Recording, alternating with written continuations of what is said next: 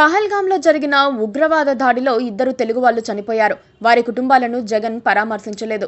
కానీ తెనాలి మొత్తం అసహించుకునే ముగ్గురు రౌడీ షీటర్లను పోలీసులు కొడితే జగన్ వారిని పరామర్శించడానికి వెళ్లారు.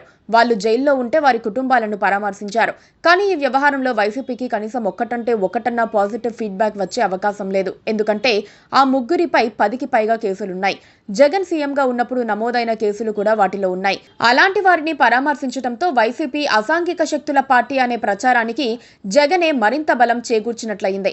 అయితే సీఎంగా ఉన్న 5 సంవత్సరాల పాటు రాష్ట్రాన్ని అరాచక శక్తులకు వదిలేశారన్న ఆరోపణలు జగన్ ఎదుర్కొన్నారు. తన ఇమేజ్ మార్చుకునే ప్రయత్నం ఆయన చేయలేదు. ఇప్పుడు నేరుగా మాజీ సీఎం హోదాలో రౌడీ షీటర్లను పరామర్శించారు. జగన్ తెలివి తక్కువ రాజకీయ నాయకుడు కాదని, తమ నేత వ్యూహం తమకుందని వైసీపీ నేతలు అంటున్నారు. ఎంతో ఆలోచించి వారి కుటుంబాలకు మద్దతు తెలిపారని అంటున్నారు. తన పరామర్శ ద్వారా జగన్ కేవలం ఆ ముగ్గురికి కాదు, రాష్ట్రంలో ఉన్న అలాంటి చోటా రౌడీలందరికీ, గంజాయి, బ్లేడ్ బ్యాచ్ సభ్యులందరికీ సందేశం ఇచ్చారని టీడీపీ నేతలు అంటున్నారు. ప్రజలపై దాడులు చెయ్యండి, నేను అండగా ఉంటానన్న సంకేతాలను ఇచ్చారని అంటున్నారు. రౌడీలకు భయం ముఖ్యం. ఏ చిన్న తప్పు చేసినా పోలీసులు దండిస్తారన్న భయంతోనే వారు ఎక్కువగా కంట్రోల్లో ఉంటారు. తమకు మద్దతుందని తెలిస్తే వారు ఎంత రెచ్చిపోతారో చెప్పాల్సిన పని లేదు. ఆ బాధలు పడే వారికి తెలుస్తుంది. తెనాలిలో ఆ ముగ్గురి గురించి కథలుగా చెబుతారు. జగన్ రెడ్డి ఇలాంటి వాళ్లను పరామర్శిస్తే ఆ స్ఫూర్తితో మరికొంతమంది తయారవుతారు. వారంతా ప్రజల్ని వేధిస్తారు. జగన్ రెడ్డికి కూడా కావాల్సింది ఇదే. శాంతి భద్రతల సమస్యలు వస్తే మళ్లీ జగన్ రెడ్డినే ప్రభుత్వాన్ని విమర్శిస్తారు. ఇలాంటి రౌడీలను ఆయన్నే పెంచి పోషిస్తారని అనుమానాలు వ్యక్తం చేశారు.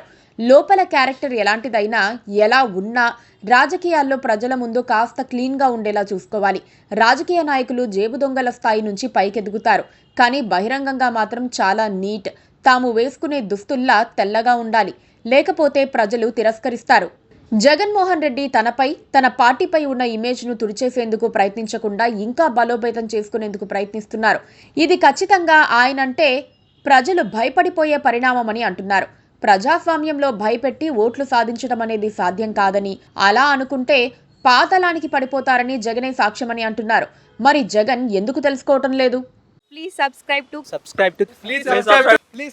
to KTV Telugu. KTV Telugu.